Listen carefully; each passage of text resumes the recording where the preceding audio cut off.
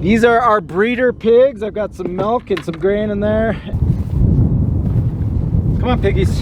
Pig like attacking me. Now they're wanting it. I've got some milk and grain in here. And we're gonna feed them the carcass and that broth. So there's 2 chicken carcasses and then the broth. We just put the broth on the stove and they'll eat those whole chickens. I mean, they'll eat everything. Good morning, I am Dustin Aleman. This is Aleman Family Homestead. Our hope for this channel is that you're able to pick up a tip, a trick, a golden nugget to help you on your homesteading journey. If that is the case, go ahead, hit subscribe. Keep bringing those comments, feedback. Give us a thumbs up. Appreciate each and every one of you. Evie is out here doing. We got a lot going on. We've done a lot actually in the last couple days, so we'll bring you guys up to date. Evie's been doing great with all the birds out here, so we now have another tractor. You can see. So what do we have going on here? We've got the hens. We still have our 2 surviving turkeys from batch number 2 in this chicken tractor. And then over there, right where Evie is standing, we brought the hens from the high tunnel out. So we finally got them out of the brooder in the high tunnel. We put them on grass. They loved it. We brought them out a couple days ago. They just went nuts on this grass. So they're enjoying it. You know, in the past, this is interesting. This might be a if you farm the way we do, where we're rotationally grazing all of our animals. In the past, we used to have multiple nets with different species in each net. I never would have done this. Even last year we ran multiple nets, but right now we've got turkeys, we have ducks, and we have 2 sets of hens in 1 net, which allows us, it's so much easier to manage on a day-to-day basis and on a weekly basis when we're rotating them. This would have been probably 3 nets a couple years ago. I would have had the hens in one, the turkeys in another, and probably the hens in another net. And the ducks are they're kind of just they're an X factor. We've never done them before, but they're all doing great in the same net, and it makes chores a lot more efficient.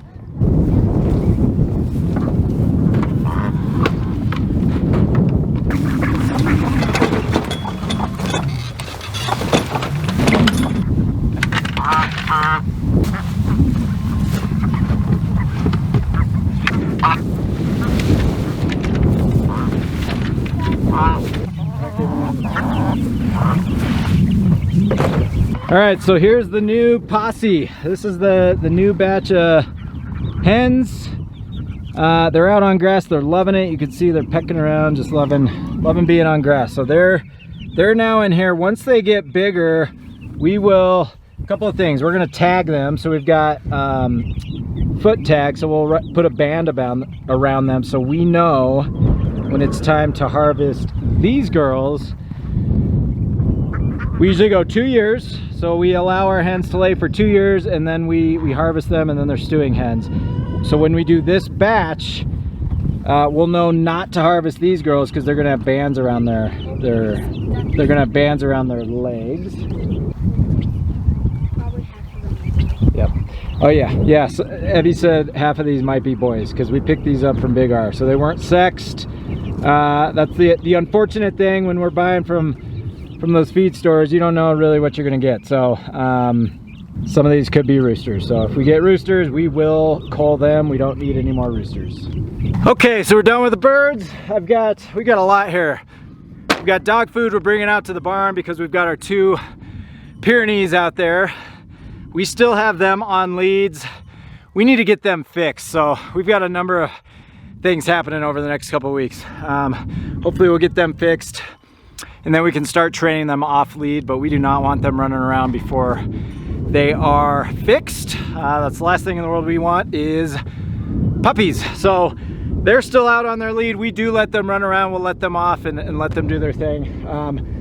But we've got some food out. We've got minerals. I've got A and BVC. That's what the cows have been going to town on. And then we've got, these are our breeder pigs. I've got some milk and some grain in there. And then of course the the grain for the pigs, and then all of our scraps. These pigs are getting a lot of scraps.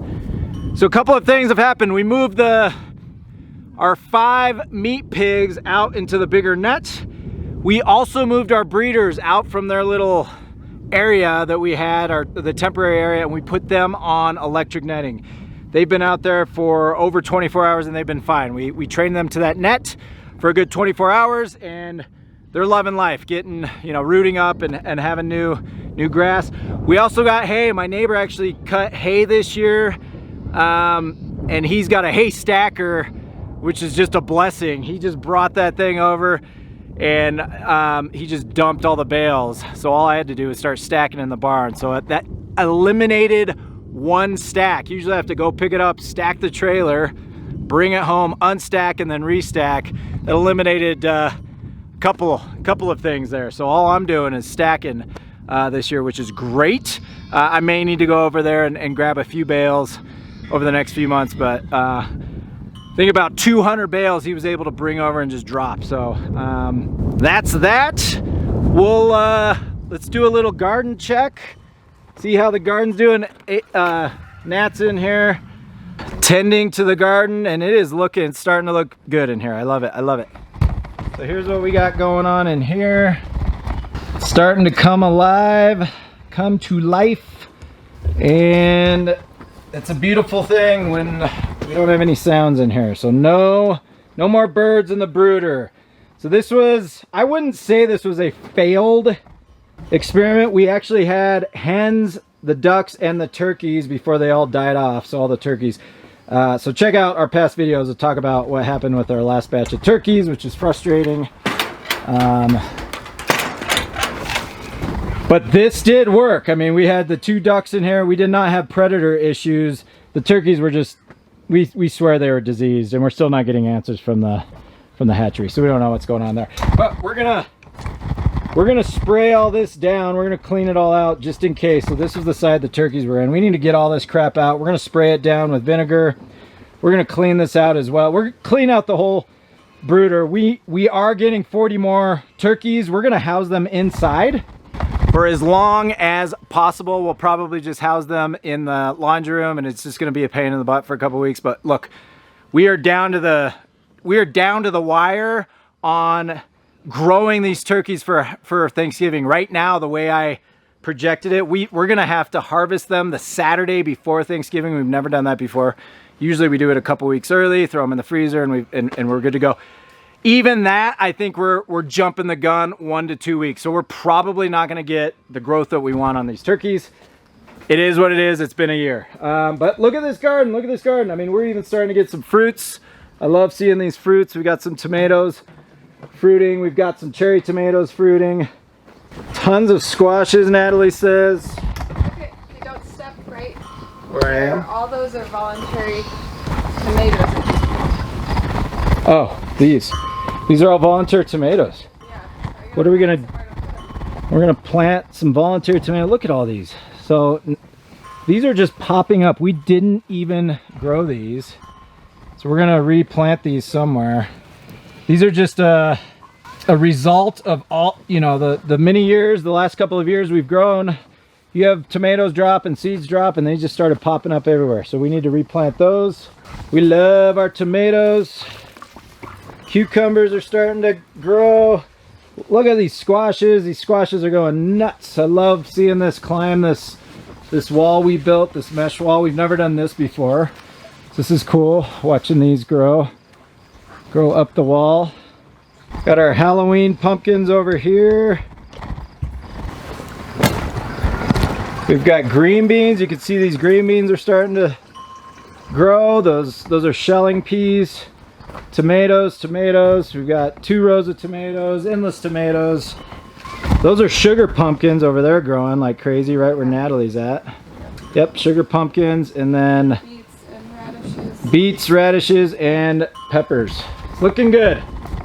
Then we've got our sunflowers. I love our, we got lots of sunflowers out here. So we've got one growing in here. So here's these sunflowers I'm talking about. So this is just a little patch. I love it. around this time of year we start getting sunflowers popping up everywhere, and they're always in different spots. We did not have them really here last year. Last year they were right in front of the greenhouse here. They're starting to pop up on the other side of that door, but love seeing these sunflowers pop up. There's another patch right there. And our potatoes, I always forget about our potatoes. We've kind of neglected these things. They're just doing their own thing, but they're growing. We need to get out here and weed. I keep saying that, and it's not happening. So we've got a whole row of potatoes right here, whole row of potatoes right there. So that'll be cool. We'll have some potatoes this year as well. And these piggies are hungry. They're telling me. So you can see they're on that big net. We're going over there right now. We're gonna get them fed, and then we'll head over to our breeders behind them here in a minute.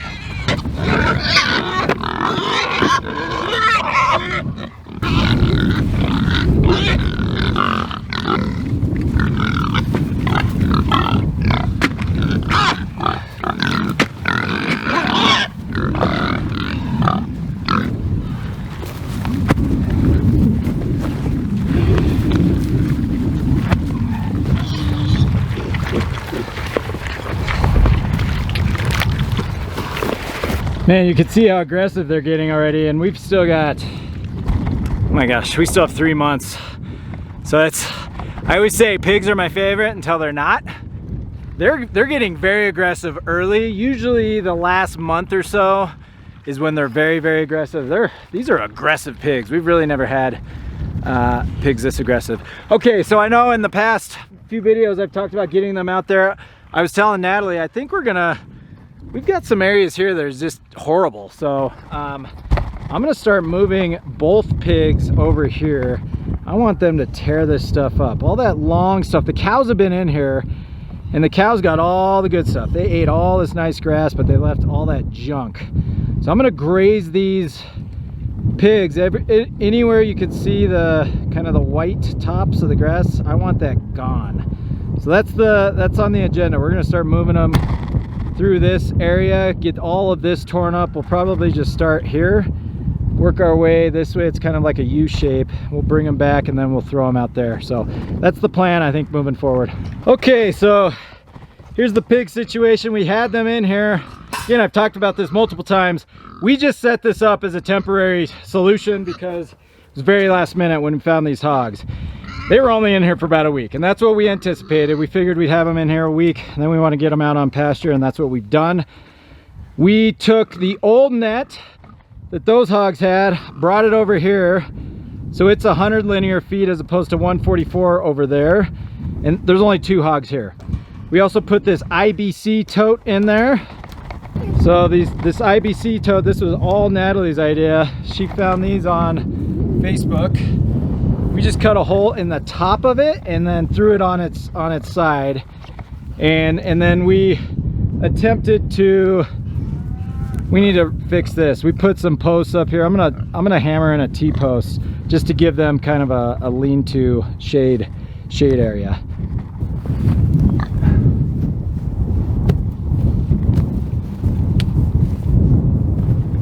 Come on, piggies. You can see how more docile these ones are. It's the breed. I mean, this breed is so great. Saw those other pigs like attacking me. Now they're wanting it. I've got some milk and grain in here. So we soaked some grain. Soaked some grain and milk.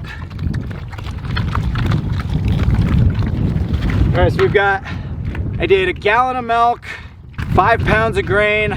So you want a 10-pound grain equivalent. The gallon of milk weighs 6 pounds, which is essentially 3 pounds of grain.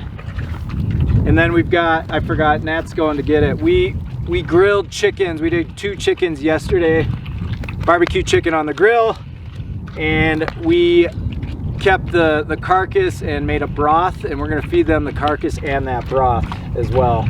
So that'll make up that extra pound.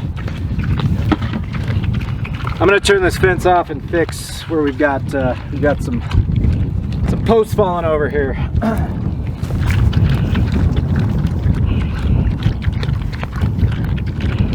Then you see my sad attempt to I knew it wasn't gonna work. I put some wimpy posts up to try to elevate this shade cloth.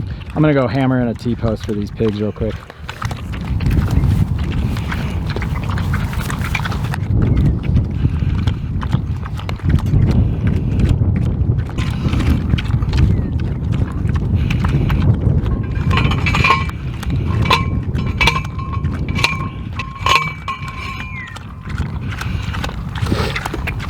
I don't want it too deep because we're moving this every week, so it's one of these things where it might be too loose and they'll knock it over, which is fine. I'd rather it be too loose than have to yank this thing out every 7 days.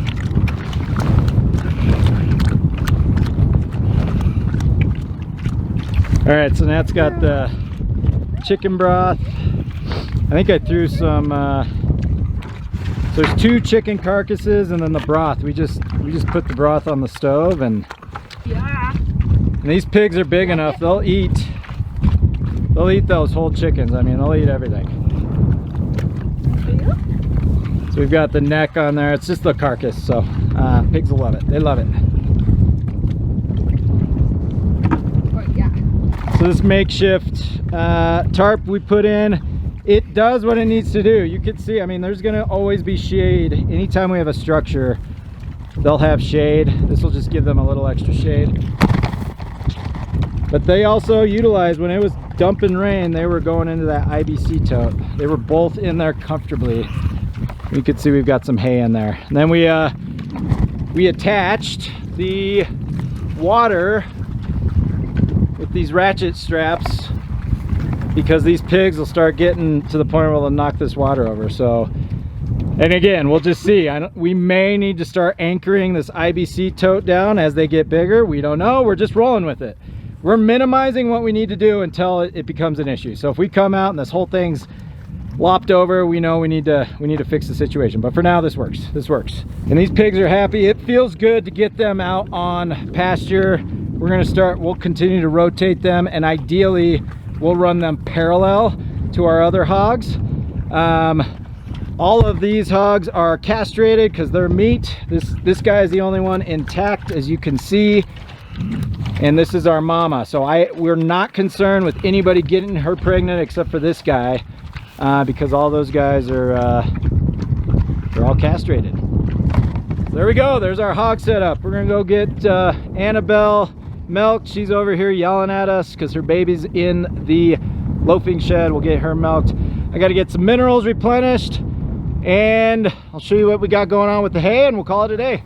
All right, so here's this is Raya, and that's Sisu. And again, we have them on leads just for a number of reasons. They're not fixed yet, so we need to get them fixed. Hopefully, yeah, there's Annabelle. Annabelle's telling us she is not happy.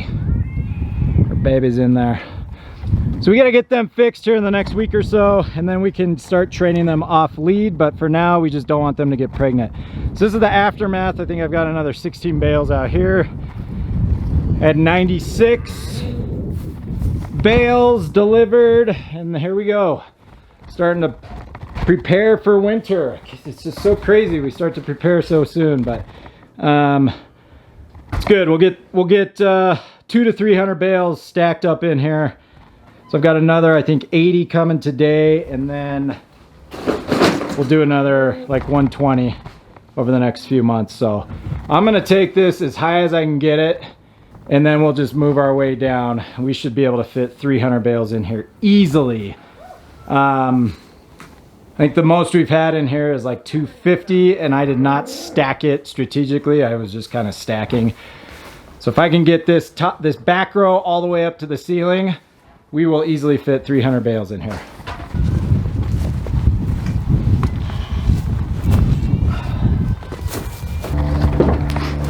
Nat made some spray for these cows because she's been super steppy. She's always steppy, but the flies have been driving her nuts. So this is, I don't even know what it is. We'll ask her when she comes in, but we'll spray Annabelle down. Yeah, these flies do not like that. What do you have in that spray, babe? Melted coconut oil. So she melted coconut oil, citronella, and lemongrass. So it's all essential oils. It did pretty good. I mean, it knocked the flies off, yeah. The other thing you can do is run a fan in here.